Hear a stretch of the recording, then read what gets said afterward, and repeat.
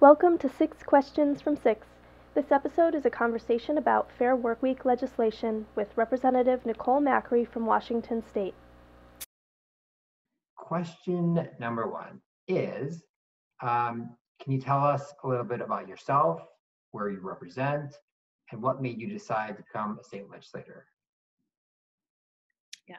So I'm Nicole Macri, and I'm a state representative from the 43rd Legislative District in Washington State.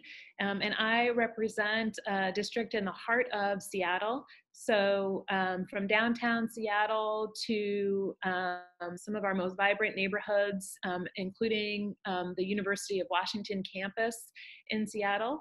And I have represented this district since 2017. I was elected in 2016 for the first time. And I was motivated to run for office really because it became clear to me that the state government needed to be a better partner to help our local communities address some of the most pressing challenges that are facing cities and small towns across our state.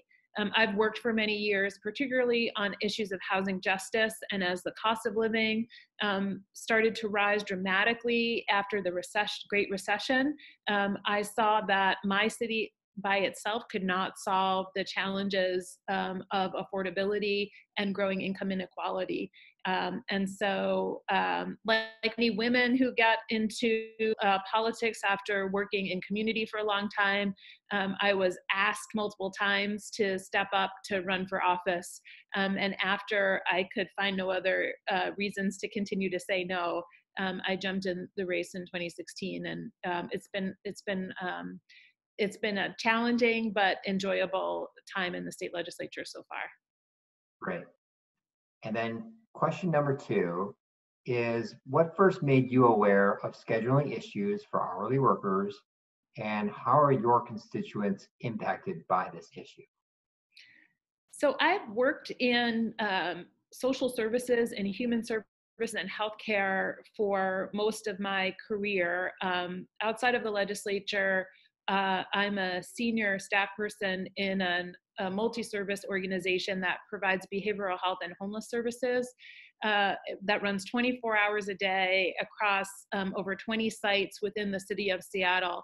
And so scheduling issues have been a part of my professional life for many, many years. And so I saw it from really a manager's point of view there. Of course, I've had past experiences working overnight shifts in homeless services, and previously was a grocery store worker. So I have long been aware of scheduling issues. What really brought to my attention the opportunity to bring more fairness and equity to work schedules was the efforts that happened in Seattle a few years ago, when efforts to undertake a local ordinance on secure scheduling really built momentum. And it was through that I understood that not all employers were like mine, that really valued consistent schedules and full-time and fully benefited positions for people, but that work was becoming more and more sporadic as a norm. I knew as cost of living was rising, particularly for my colleagues, many of whom hold second jobs, weekend jobs, or off-shift jobs to make ends meet, about the challenges of trying to coordinate multiple hourly positions. But it was really through the work that happened in Seattle that I became really attuned to the pervasive challenges of clopening shifts, the disproportionate impact on restaurant and retail workers of erratic schedules, as well as inconsistent hours week to week. And then question number three is, what would your upcoming Fair Workweek legislation do, and how would the people in your state be helped by it? So as I said, we have a local ordinance in Seattle. So why would somebody from a district that already has these protections bring forward legislation for statewide protections? Well, I heard from neighbors and constituents in my district of their experiences, both living before we had the ordinance in place, and how the local law in Seattle brought more stability to their schools and to their family life. And that was compelling to me. And then I had heard about people who live in my district who used to work in the city, but then moved positions to locations outside of the city and saw those protections go away. So I talked to workers in restaurants, in our downtown department stores, and heard about these challenges. And that is what really compelled me to consider offering this legislation. We did a work session in the State House on scheduling challenges and what secure scheduling policies around the country look like in local jurisdictions in Oregon State, where they do have a statewide statute in place. And I heard really compelling stories from people in small communities and in suburban areas and in large cities in our state about the challenges that they have had. The fact that they fear losing their job when their kids get sick at school. I heard from one woman whose mother had a chronic health condition, and how her mom's health really suffered, and the stress for her was just immense when she wasn't able to attend to meeting her mother's healthcare needs, because she never knew when she was going to be called into work, because she was required to be on call without getting paid for that on-call time. And so hearing those personal stories really compelled me. And since I've gotten more involved, of course, I've seen the national data that shows the really detrimental impact that a growing number of people having erratic, unpredictable schedules has on individual families, which that disproportionately impacts lower wage earners, disproportionately impacts single female head of household families, women in general, people of color and immigrant communities. And so this idea that getting a foothold into the working world provides stability for people. There is this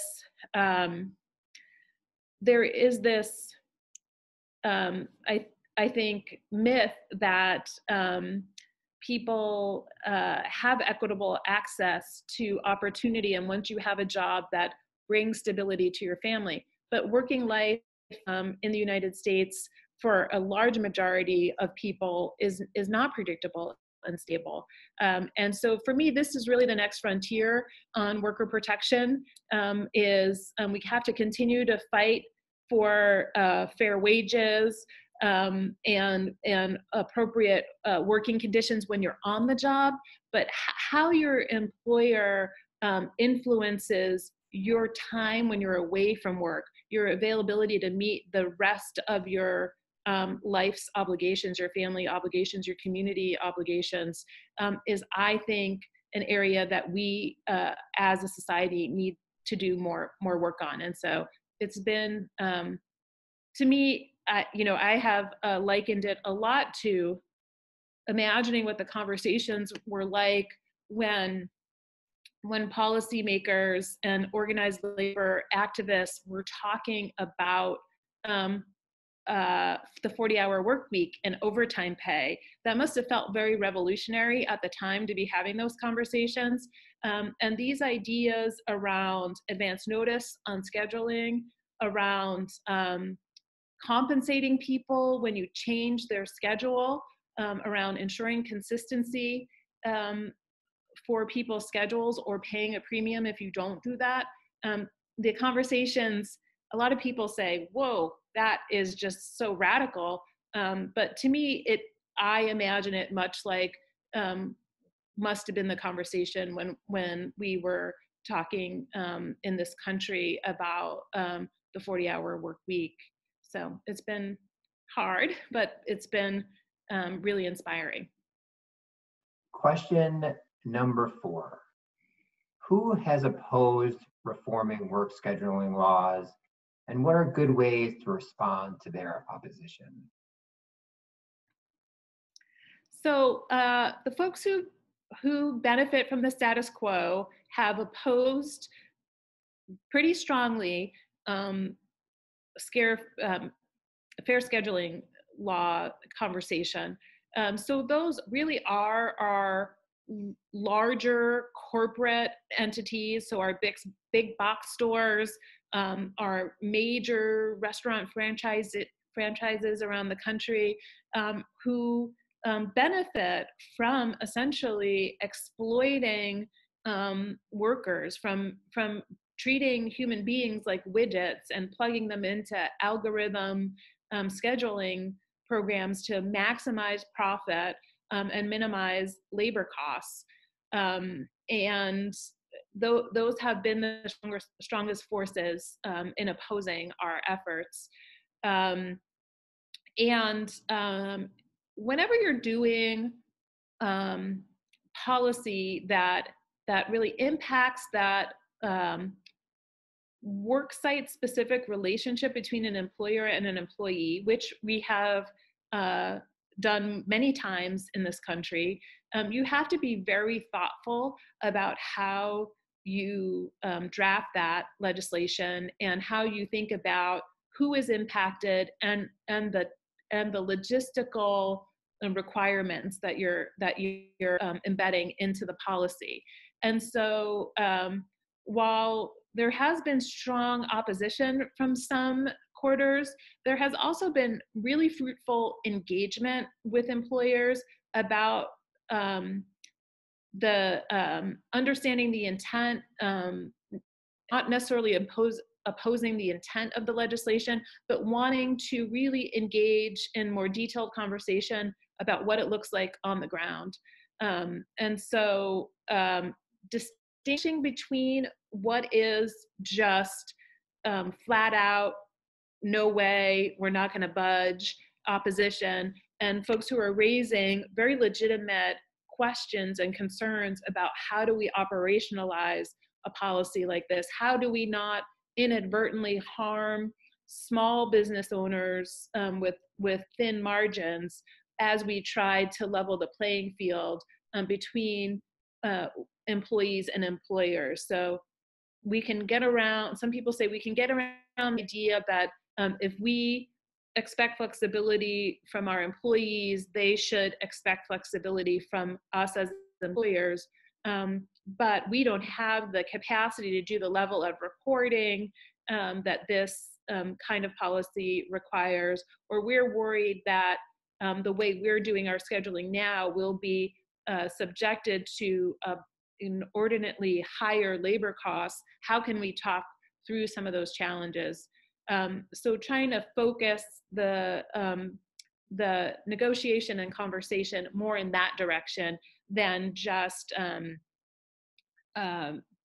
working, than just kind of being on the defense back and forth between the proponents and opponents of the bill. So that has elicited a lot of good conversation about, as we say, who's in, so what size employer, what type of employees, how do we, and then looking at the logistics, how should employers report to the state on it? What are the appropriate paths for resolution or for recourse if an employer doesn't follow the proposed law? So those have all been, they've been complicated engagements, but we're making progress, I think. And then question number 5 is, who have some of the champions for Fair Workweek legislation been in your state, and how are you working together as a coalition? Folks in organized labor who have been at the forefront of every worker protection that we have in this nation have been the strongest partners and allies in this. So I've been working really closely, particularly with the service unions like United Food and Commercial Workers, UFCW, as well as groups who are working on sort of non-traditional labor organizing. So like groups like Working Washington, which was really at the forefront of the fight for $15 an hour and for secure scheduling at the local level in Seattle, looking at workers who may not be in labor unions in their work places, so may not be traditionally organized, but who have organized across sectors to work for worker protections. And so they have been the strongest champions. I'll say my local government representatives in Seattle who went through the deliberation for the local ordinance have been great. In our city, we have a dedicated Office of Labor Standards. They've been a tremendous resource. And the large employers who went through that process in Seattle, they haven't always been champions for it, but they have been super helpful, and they have brought a lot of good background and experience, and in some cases saying, we get it, we see where this is going, we want to make it work, these are the lessons that we've learned. Our large employers as well, the kind of big multinationals or multi-state corporations that have implemented secure scheduling policies in other jurisdictions around the country, in New York or Oregon, they have brought some lessons learned as well that really have furthered our dialogue about it. That my colleagues in the legislature, it has been an interesting evolution. So I have found many champions as well amongst my colleagues in the legislature who at first were like, is this really a challenge? Some of them have said that. And then others who have said, yeah, I talk to my neighbor who I know works at the grocery store every week about the challenges that she has dealing with multi-generational care issues. A lot of workers are sandwiched between taking care of children and taking care of parents. And so I have found a lot of support and unlikely champions among legislators who are helping to spread the word as we work on this policy. Question number 6 is there anything else about your strategy or lessons learned from past efforts that could be helpful for legislators in other states to know? Yeah, I would say that this issue is like any other pioneering policy issue, a new policy concept that you really need to lay the groundwork, making sure that you have a strong coalition and making sure you have a strong strategy for how you're going to promote your policy. So expect tremendous need for education of policymakers, and understanding that people really work on conventional wisdom and draw from their own experiences and assumptions. So connecting legislators to constituents in their district to talk about their own experiences, that has been tremendously helpful, because what people remember is when their neighbors tell them about the struggles that they have and what they need to make their family life better, what they need to be more engaged in the life of their communities. And then backing that up with data. So I've been really grateful for the work that's happened nationally to analyze secure scheduling and Fair Workweek policies, both in the local jurisdiction level as well as the statewide level, to inform about how pervasive these challenges are, and to talk about the fact that this is working in other places. It hasn't decimated business to treat workers with respect and flexibility and in equitable ways. So this is progress that we can make. We have to, it's been very helpful for me to particularly have these allies who are working with me on the bill to help bring forward the voices from different parts of the state. So one vulnerability is I've had some colleagues in the legislature say to me, well, that's fine for a big city like Seattle, where you have relatively low unemployment and a lot of different access to both job opportunity as well as workers in a larger city. You don't know how it is in a rural community like mine, that this will be overly burdensome to bring forward the voices, because the challenge of a sporadic work week at Target in Seattle is fundamentally not different than the sporadic challenges for families working at Target in a more remote rural area of the state. The impacts on families are very much the same. So we need, as we always do with a statewide policy, to make sure that it's broad enough and flexible enough to fit the context in urban areas and rural areas, big towns and small towns, and that we are focusing on ensuring that the policy also fits organizations that have large bandwidth, so our big corporate, big box stores, as well as those medium-sized employers, and providing exemptions where it just, this sort of policy doesn't make sense. That where we're really seeing the big challenges is where we have corporate scheduling practices that are not individually tailored to workers' needs, or that balance, that give and take between employers and employees that we have. The other challenge I see is really educating policymakers about the nature of the modern work life. I think a lot of policymakers are in a position where they have a mythical idea of what work life is, that people have stable schedules, that they have stable incomes, that when you get a job, you can count on working that job a routine number of hours a week, that your schedule is relatively stable over time. And that is not what modern work life is for many, many people in our state and across the country.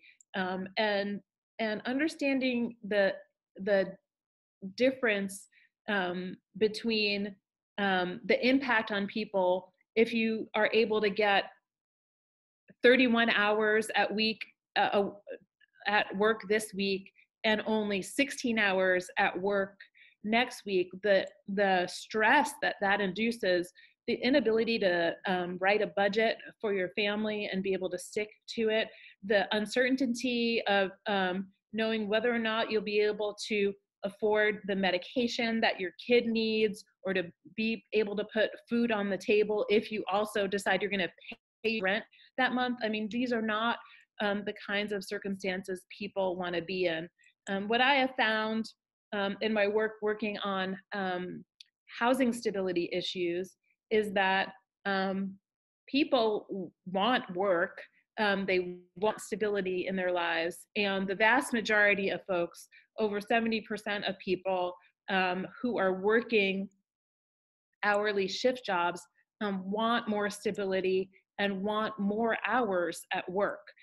So dispelling these myths that the sporadic hours and flexibility are driven by the employee interests, and educating lawmakers that they're really coming from the employer as they just slot people in to the schedule to minimize labor costs and maximize profit.